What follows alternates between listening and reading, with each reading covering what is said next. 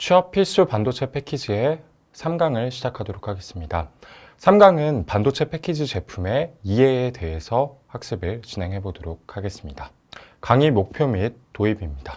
3강에서 학습할 내용은 다양한 반도체 패키지를 살펴보는 것이며 학습의 목표는 메모리 반도체 패키지에 대해 학습을 진행을 할 것이고요.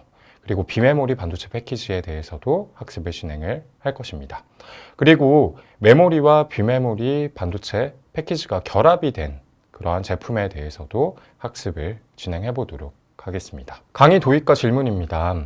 강의 질문을 또 한번 생각을 해볼 텐데요. 메모리와 비메모리 반도체 패키지는 앞선 강의들을 통해서도 여러분들이 차이가 있다라는 것을 확인은 했을 텐데요. 이번 강의를 통해서 과연 어떤 차이점을 가지고 있을지 조금 더 상세히 여러분들이 강의 내용을 살펴보면서 생각을 해보시면 좋을 것 같고요. 그리고 메모리와 비메모리 반도체 패키지가 따로따로 항상 존재하는 것이 아니라 하나로 묶는 방법도 존재합니다. 그렇기 때문에 메모리와 비메모리 반도체를 패키징을 통해서 하나로 혹시 묶을 수 있는 방법이 있을까? 라는 부분도 여러분들이 생각을 해보시면서 강의를 들으시면 좋을 것 같습니다. 그래서 아래쪽에 기사들을 또 준비를 해보았는데요.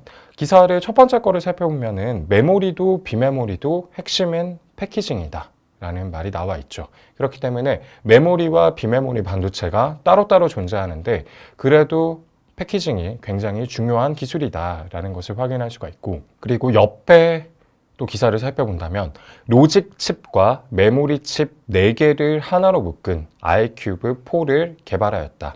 삼성전자에서 패키지 기술로 TSMC 따라잡기라는 이야기가 나와 있습니다. 그래서 메모리와 비메모리를 묶은 차세대 패키지 기술을 우리나라의 기업들에서도 개발을 하고 있다라는 것을 확인할 수가 있습니다. 그래서 이러한 기사를 통해서 패키징을 통해서 메모리와 비메모리 반도체 패키지를 하나로 합치는 방법도 존재한다라는 것을 확인을 할 수가 있습니다. 그러면 반도체 패키지 제품의 이해에 대해서 학습을 진행해 보도록 하겠습니다. 우선 메모리와 비메모리 반도체의 구분에 대해서 다시 한번 살펴볼 텐데요.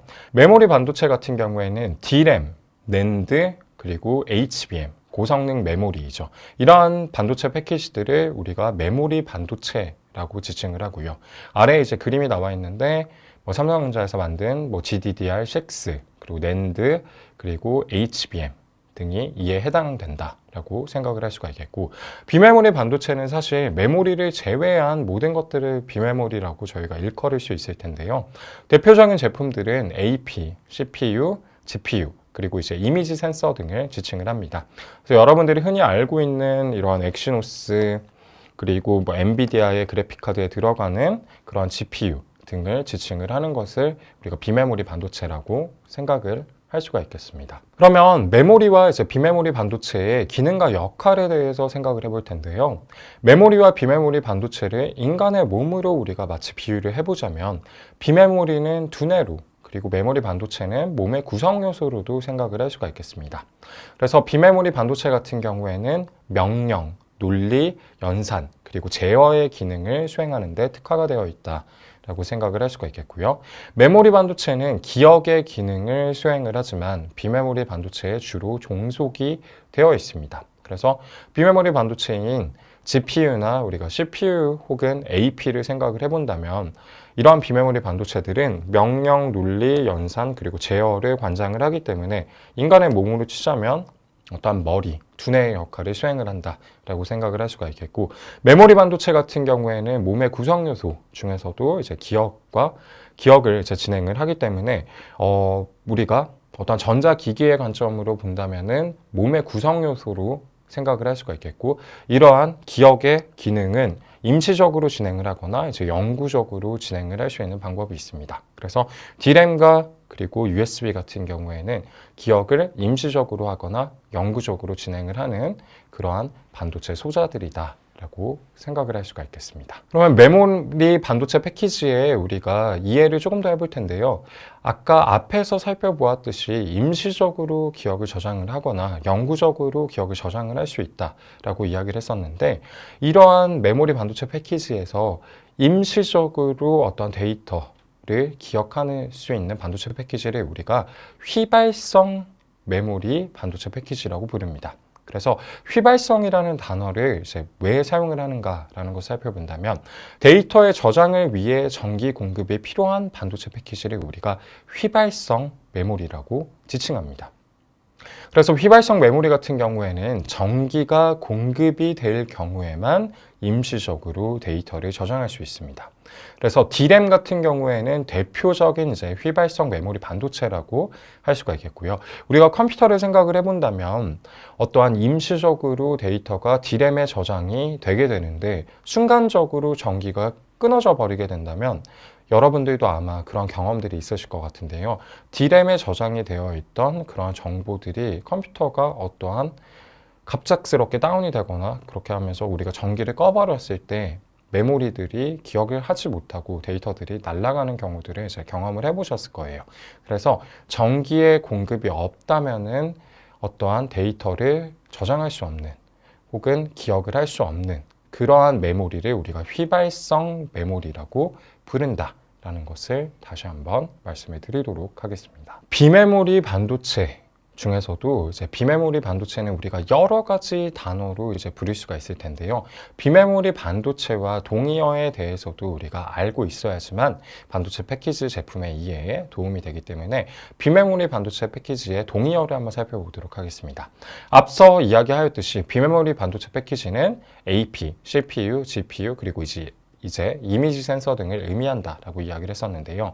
비메모리 반도체를 우리가 다른 말로도 표현을 할 수가 있습니다. 그래서 다른 말로는 시스템 반도체 혹은 로직 혹은 파운드리 반도체로 명칭을 부르기도 합니다.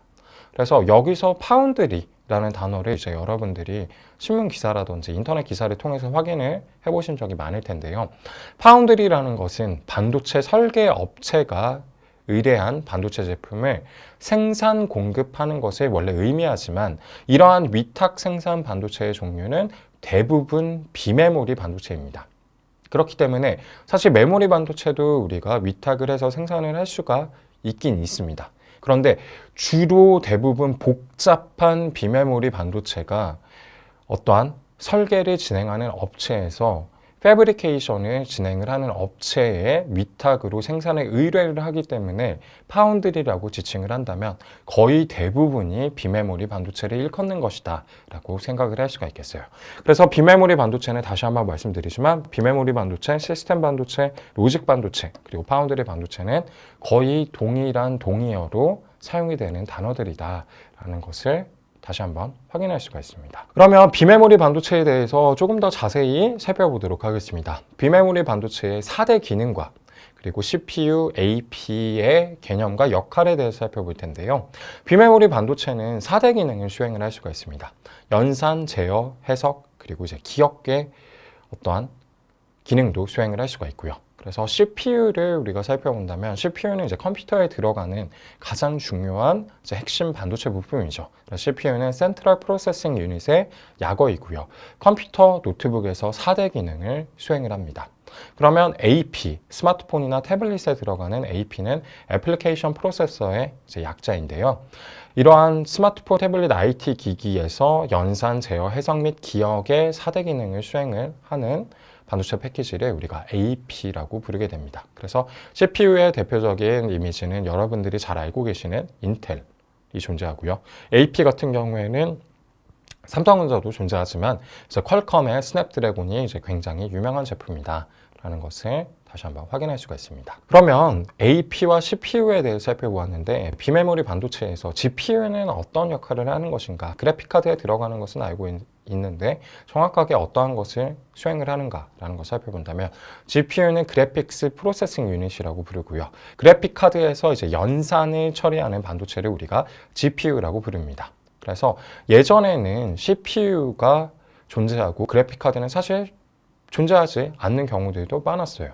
그런데 CPU 단독으로 복잡한 그래픽들을 처리하는 것이 불가능해지면서 그래픽카드가 등장하게 되었죠.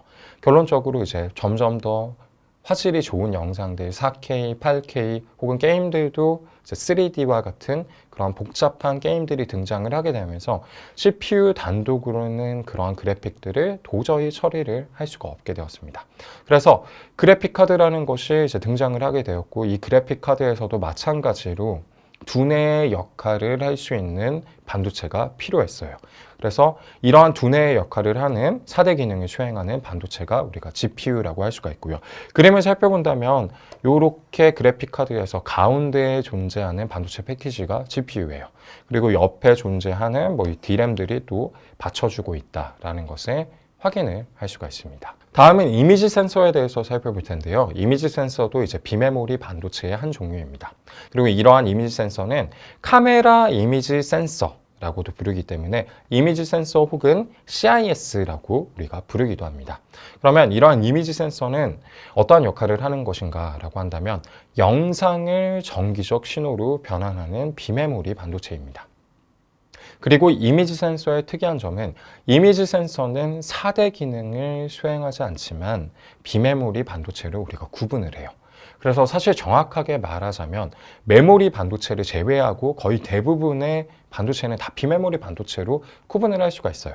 그런데 아까도 제가 말씀을 드렸듯이 일상생활에서 우리가 흔히 접할 수 있는 비메모리 반도체의 영역이 AP, CPU, GPU, 그리고 이러한 이미지 센서 등이기 때문에 여러분들이 비메모리 반도체라고 한다면 주로 그러한 반도체 패키지들에 대해서 지칭을 하는 것이구나 라고 생각을 해주시면 더 좋을 것 같습니다. 다음은 공정에 따른 메모리, 비메모리, 반도체 패키지 제품의 이해에 대해서 한번 살펴보도록 하겠습니다. 그래서 메모리와 비메모리 반도체 패키지가 분명히 차이점이 존재한다라는 것을 살펴보았는데요. 공정에 따라서 이 반도체 패키지들을 구분을 할 수가 있습니다. 그래서 와이어 본딩과 TSB 기술 같은 경우에는 메모리 반도체 패키지의 제조에 적용되는 패키징 공정입니다. 물론 와이어 본딩은 컨벤셔널 패키징이고 TSB 기술 같은 경우에는 어드밴스드 패키징 기술이지만 각각의 이제 공정에 따라서 또 구분이 될 수가 있고요. 플립칩과 WLP 그리고 PLP 같은 경우에는 비메모리 반도체 패키지의 제조에 주로 적용이 되는 패키지 공정입니다. 그렇다면 메모리와 비메모리 반도체 패키지를 결합하는 패키징 공정은 무엇일까에 대해서도 저희가 간단히 한번 살펴볼 텐데요. 일단 그림을 좀 살펴보면은 다시 한번 여러분들이 전 강의에서 살펴보았지만 와이어 본딩, 그리고 TSB 기술, 플립칩, 그리고 WLP, PLP 이렇게 이제 존재하게 되는데 이러한 메모리 쪽 사이드와 그리고 비메모리 사이드를 우리가 결합을 할 수 있는 기술이 존재할까라는 것에 대해서도 학습을 진행을 해야겠죠. 그래서 메모리와 비메모리 반도체 패키지의 결합을 할 수 있는 가장 대표적인 방식은 패키지 온 패키지 방식입니다. 그래서 패키지 온 패키지 혹은 POP 줄여서 우리가 영어로 POP 패키지라고도 부르는데요. 이러한 패키지 온 패키지는 메모리 그리고 비메모리 반도체를 결합하는 대표적인 공정이라고 생각을 할 수가 있겠습니다. 그래서 POP 패키징을 통해 메모리와 비메모리 반도체 패키지를 결합하게 되고 그리고 성능 향상과 사이즈의 소형화가 가능해집니다. 그래서 그림을 살펴보신다면 이 그림이 지금 POP 패키지라고 할 수가 있겠는데요. 메모리가 상단에 존재하고 하단에 AP가 존재하는 걸 확인할 수가 있죠. 그래서 상단의 패키지와 하단의 패키지가 이제 결합이 되었고 상단의 메모리와 하단의 비메모리가 결합이 되었습니다. 그리고 구조를 살펴보신다면 패키지의 위에 패키지가 올라가 있기 때문에 우리가 패키지 온 패키지라고 부르는 것입니다. 그런데 이러한 패키지 온 패키지는 여러분들이 살펴보신다면 위에 메모리 패키지와 하단의 비메모리 패키지의 중간에 초록색 층이 하나 더 존재하는 걸 살펴볼 수가 있고요. 이러한 초록색 층을 우리가 인터포저라고 부릅니다. 그래서 패키지 온 패키지가 모든 제품이 인터포저를 활용하는 것은 아니지만 인터포저를 활용하는 방식이 대표적인 패키지 온 패키지 공정의 하나의 방식이라고 생각을 할 수가 있겠고요. 이러한 인터포저는 PCB 기판으로 이루어져 있습니다. 그렇기 때문에 메모리 반도체든 AP 반도체든 하단의 PCB 기판을 사용하는 것과 거의 유사한 PCB 기판을 사용을 한 다음에 하단의 패키지와 상단의 패키지가 정기적으로 연결이 될 수 있게끔 도와주는 층을 우리가 인터포저 층이라고 부른다라는 것을 살펴볼 수가 있습니다. 그러면 이러한 인터포저는 어떠한 것들로 이제 이루어져 있는지를 조금 더 자세히 살펴볼 텐데요. 인터포저는 패키지와 패키지를 결합하기 위해서 사용되는 층이다 라고 이야기를 했었고요. 플립챗 패키지의 경우를 생각을 해본다면 정기적 인출이 우리가 아랫방향인 걸 알고 있습니다. 페이스 다운 방식이고요. 상단의 와이어 본딩 메모리 패키지 같은 경우에는 페이스 업 방식이기 때문에 정기적으로 인출이 되기 위해서는 위쪽으로 정기적 인출이 진행이 됩니다. 그러면 여러분들이 생각을 해보았을 때 패키지와 이제 패키지가 결론적으로는 다 솔더볼을 통해서 이제 연결이 하단으로 정기적 인출이 이루어지겠죠. 그런데 이 두 개를 연결을 하기 위해서는 이 인터포저라는 층이 존재를 하지 않으면은 상단의 패키지에 우리가 전기를 제대로 공급을 해줄 수가 없고 하단의 패키지와 상단의 패키지가 서로 상호 간의 어떤 결합을 정기적으로 할 수가 없겠죠. 그래서 인터포저를 활용을 하는 것이다 라고 생각을 할 수가 있겠고, 인터포저 기판의 종류를 살펴본다면 가장 대표적인 건 PCB 프린티드 서큐트 보드, 인쇄 회로 기판이지만 실리콘, 유리, 그리고 유기 고분자를 활용을 해서 인터포저를 형성하는 경우도 있습니다. 그래서 PCB 인터포저의 그림을 옆에서 살펴볼 텐데요.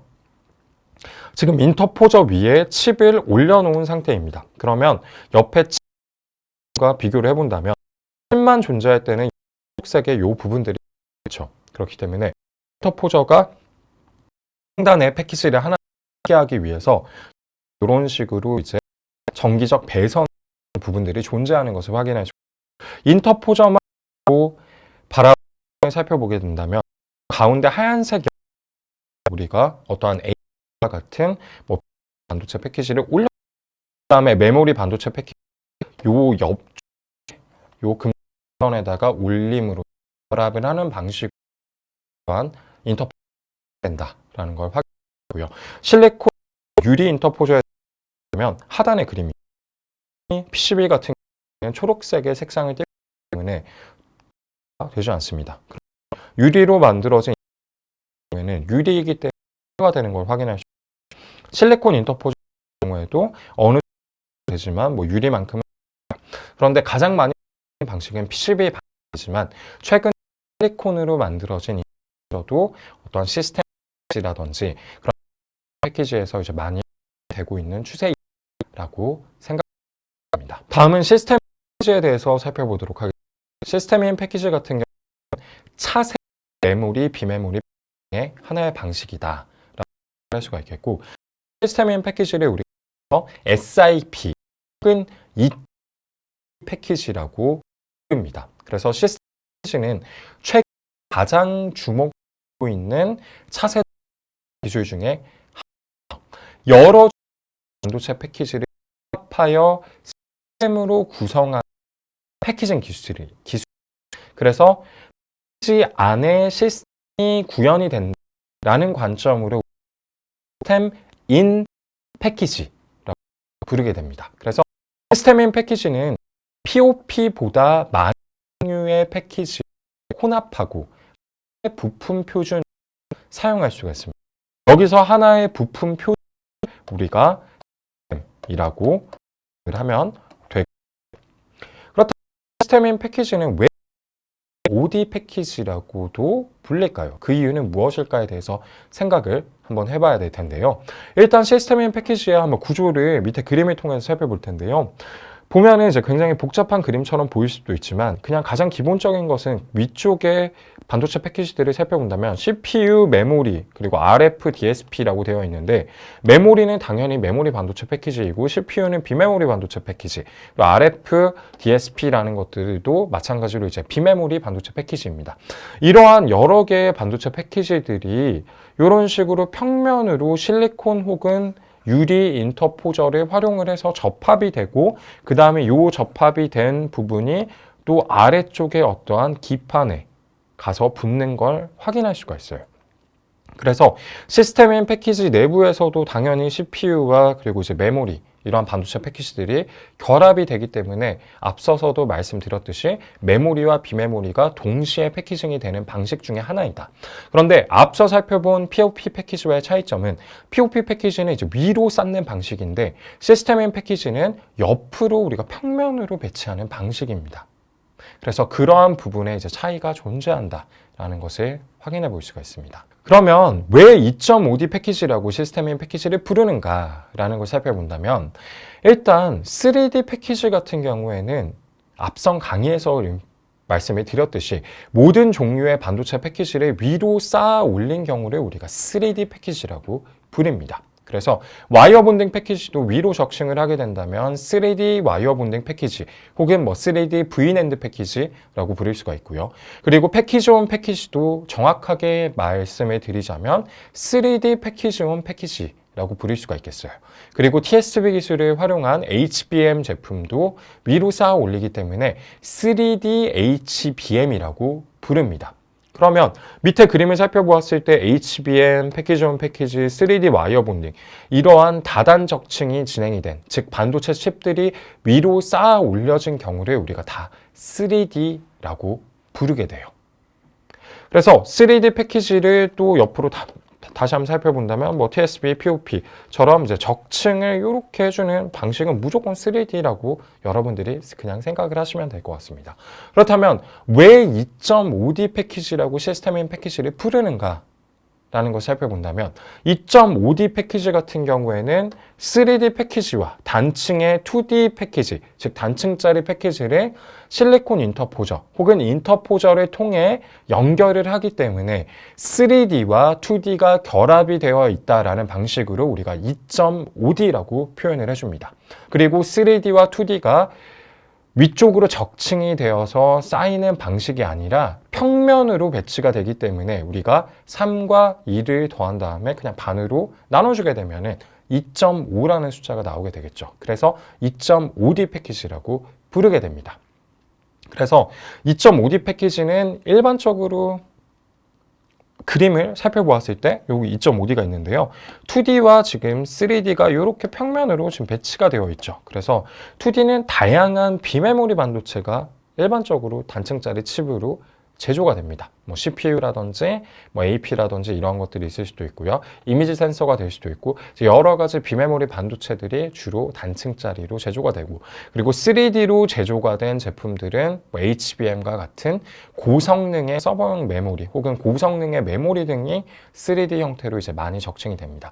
그래서 2.5D 패키지의 개념적으로 생각을 해보았을 때는 2D와 3D가 혼합이 되어 있는 형태이구나 라고 생각을 할 수가 있겠고 그런데 거의 대부분의 2.5D 패키지, 시스템인 패키지를 생각을 해본다면 고성능의 비메모리 반도체와 그리고 고성능의 어떠한 메모리 반도체가 결합이 되어 있는 그러한 반도체 패키지이구나 라고 여러분들이 생각을 해주시면 좋을 것 같습니다. 다음은 2.5D를 제외하고 2.1D 패키지에 대해서도 간단하게 한번 살펴볼 텐데요. 2.1D라는 단어는 무엇인가? 앞에서 2.5D도 굉장히 생소한 표현이었는데 2.1D 같은 경우에는 우리가 2.5D에서는 인터포저를 실리콘 혹은 이제 유리 인터포저를 활용을 했었습니다. 그런데 2.1D라는 것도 존재합니다. 그래서 2.1D의 그림을 살펴본다면 2.1D 같은 경우에는 2.5D보다 반도체 패키지들이 굉장히 단순한 구조를 띠고 있어요. 2.5D는 조금 더 크고 이제 높은 제품들이 존재하는 걸 확인할 수가 있는데 2.1D에서는 이러한 반도체 패키지를 연결하는데 활용되는 층이 유기 고분자 인터포저를 활용을 합니다. 그래서 두꺼운 층이 아니라 굉장히 얇은 필름과 같은 그러한 인터포저를 활용을 하고 유기 고분자 인터포저의 경우 복잡한 배선 등의 한계가 존재하기 때문에 2.5D 패키지만큼의 주목을 사실 받고 있지 못합니다. 아직까지는 기술 구현에 더욱더 노력이 필요합니다. 하지만 인터포저의 층은 얇게 할 수 있기 때문에 경박 단속, 즉 얇게 만들고 작게 만들고 이런 트렌드에 부합한 기술이라고 할 수가 있겠습니다. 그래서 2.1D 패키지도 점점 주목을 받고 있고 점점 더 발전해 나간다면 앞으로 더욱더 복잡한 형태의 시스템인 패키지가 2.1D 형태로 제조가 될 가능성도 많다고 생각을 할 수 있겠습니다. 그럼 3강의 정리를 한번 해보도록 하겠습니다. 3강에서는 저희가 메모리, 비메모리, 그리고 메모리, 비메모리 반도체 제품의 이해에 대해서 학습을 하였었고요. 메모리 반도체 같은 경우에는 저장의 역할을 수행하며 와이어 본딩 혹은 TSV 기술이 이러한 메모리 반도체를 제조하는 데 필요한 기술이다 라고 생각을 할 수가 있겠습니다.